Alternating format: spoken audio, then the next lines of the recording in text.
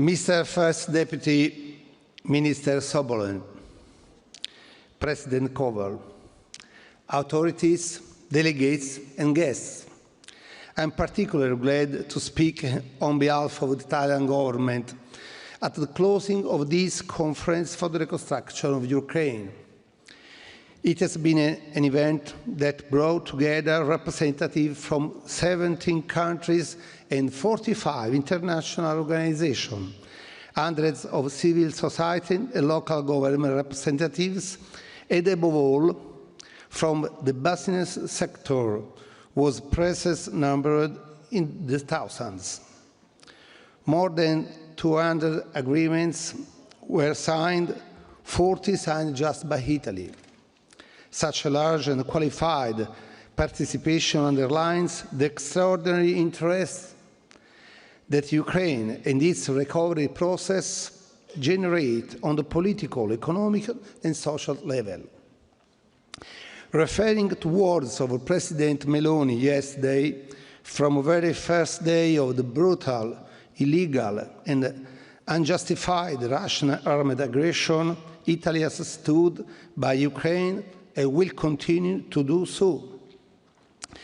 This is a rewarding result that has confirmed existing collaboration and paved the way for many others that we hope can develop successfully in the months to come.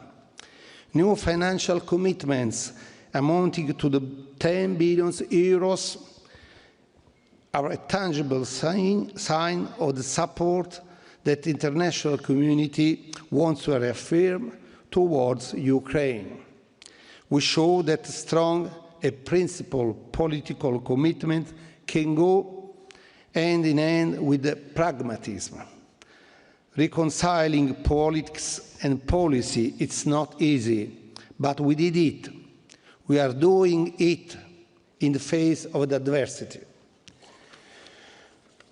We show that investing in security also means leaving no one behind.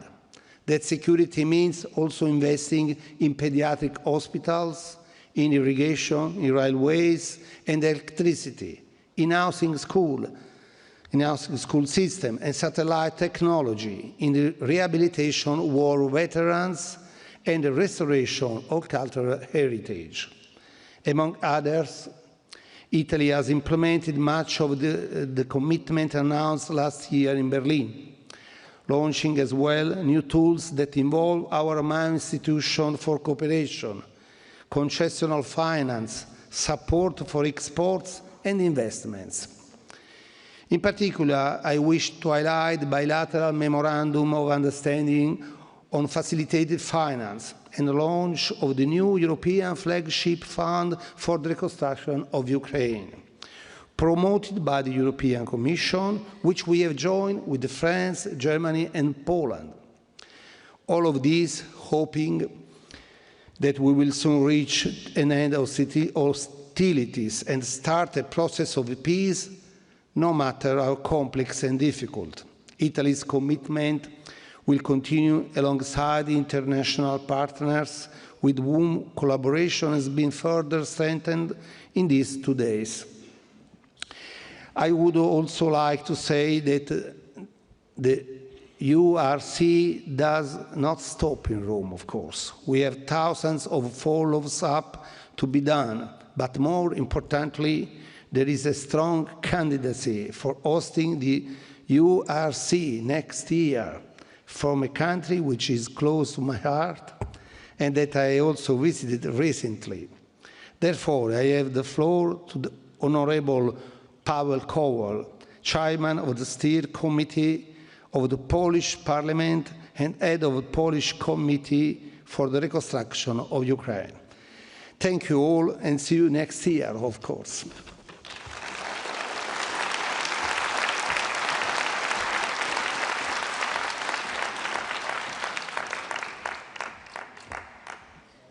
Thank you, Deputy Minister.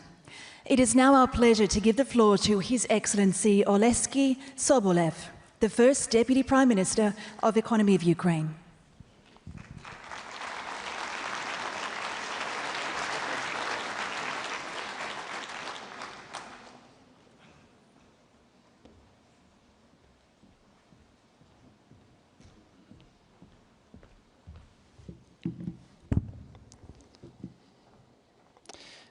Dear Edmondo Cirelli, dear Honorable Pavel Koval, ladies and gentlemen, thank you very much for being here, for being with us for the last 3 days. So 2 days of the conference, but I know many of you have been working here extensively during the previous day. Let me sincerely thank our Italian hosts for organizing this year's conference and all our friends and partners for the active participation. And I'd like to give a huge thanks to the team of Davide Cecilia, who helped to execute the conference despite everything, and there was a lot of everything.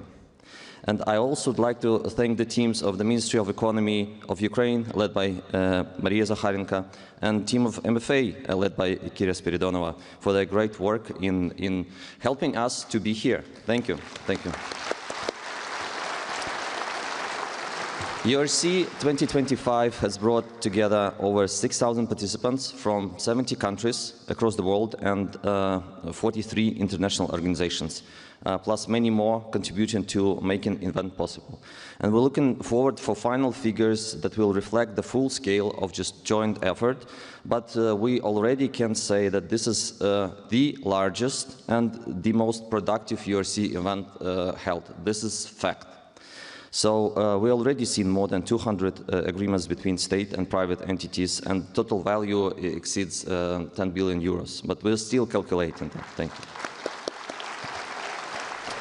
So among some of the key highlights is the strong continued support from the European Union. And the EU has announced a new 2.3 billion package of agreements under Ukraine investment framework. Last year's conference, we've seen 1.4 billion of package. So this is quite an increase.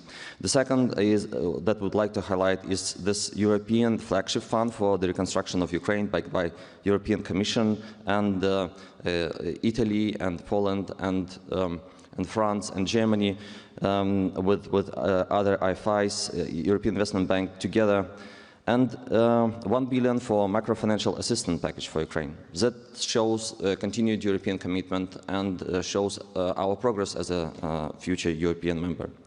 We also had a number of very important announcements and agreements reached with our host country, Italy, as was just presented, as well as with the other partners like EBRD, EIB, Council of Europe Development Bank, World Bank, Switzerland, Norway, France, UK, Belgium, Germany, Lithuania, Poland, Slovakia, and many others. So we can continue just showing how productive this conference was. And the feedback that I got from many of you, I tried to talk with people around this conference and get the feedback, is what differentiates this conference is the buzz. Many people cited the buzz. Maybe it's the buzz of Italian summer, but maybe it's the buzz of the business fair below. Maybe it's the buzz of Recovery Forum. Maybe it's the buzz of the regions of Ukraine. It's definitely the buzz of the Ukrainian defense sector. This is the first time ever was presented here, and defense sector that protects Ukraine right now and protects Europe right now from the Russian aggression. Thank you.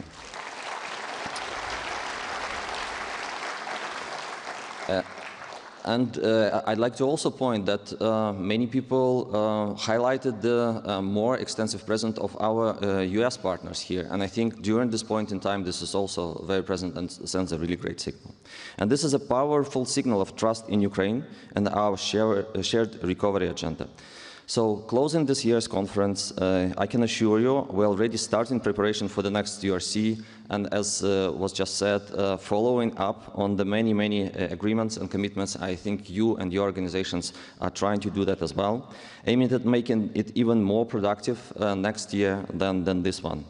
And we welcome the fact that Poland is among the countries that are ready to host the future URC, and this is a strong gesture of solidarity.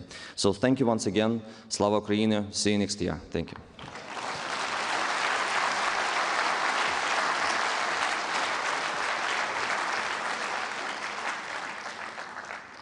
Thank you, Deputy Minister. To conclude this handover, it is now our pleasure to invite the Honourable Pavel Koval, President of the Council for Cooperation with Ukraine and Chief of the Foreign Affairs Committee of the Polish Parliament.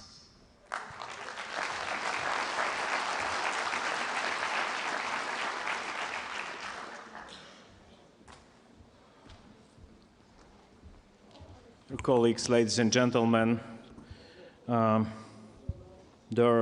Edmondo, Davide, Alexei, I would like to congratulate the organization of the huge holistic political event.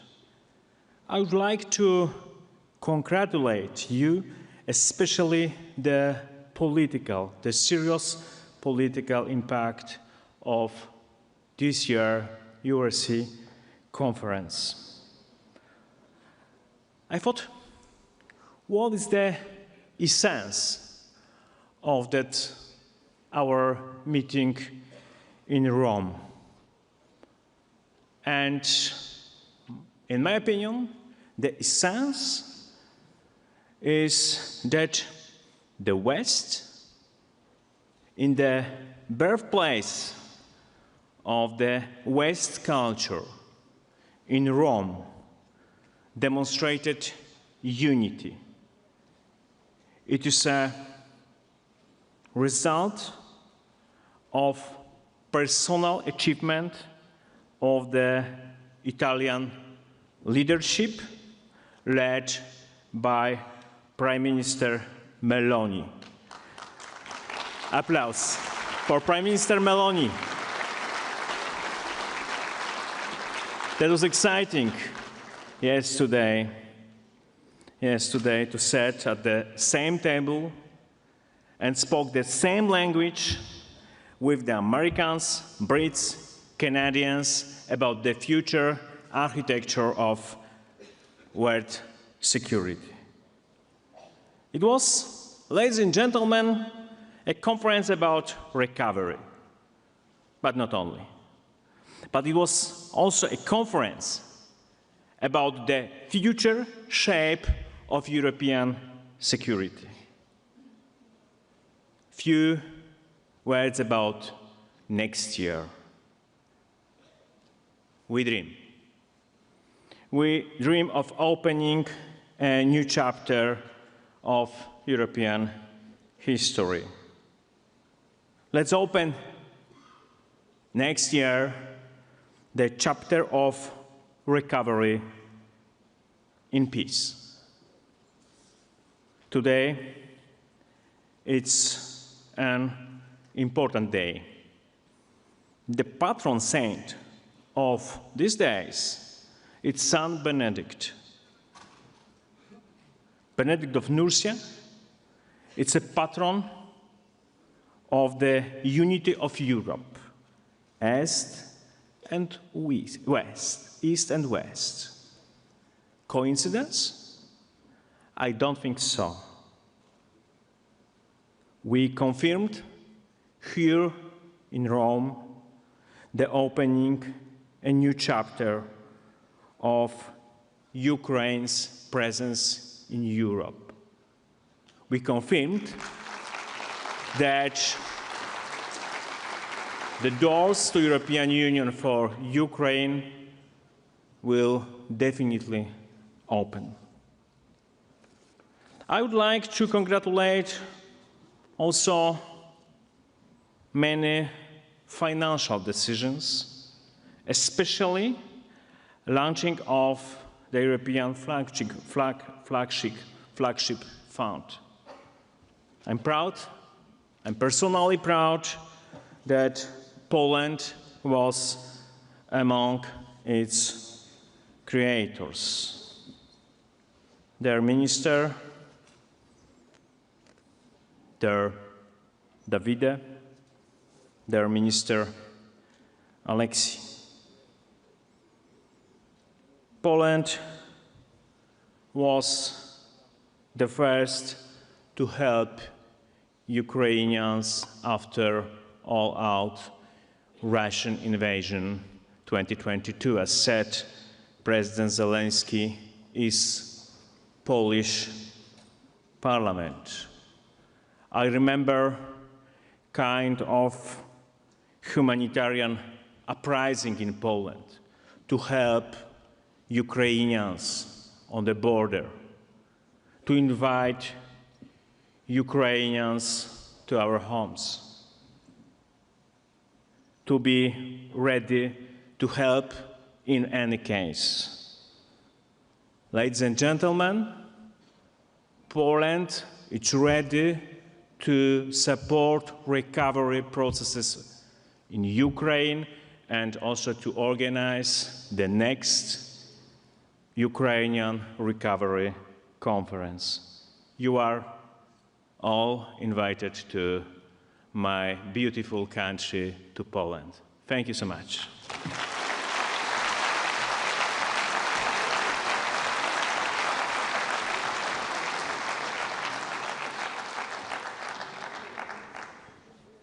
Thank you, Honorable Kowal. With these final remarks, the final plenary session and handover ceremony is over. With this handover, though, the journey continues. We now pass the torch to next year's edition, confident that the Ukraine Recovery Conference 2026 will build on the foundations laid here in Rome, with renewed energy and collective resolve. Thank you to all the speakers for their words of commitment, partnership, and vision, and to all of you for being with us and for your unwavering support to Ukraine's recovery. Grazie.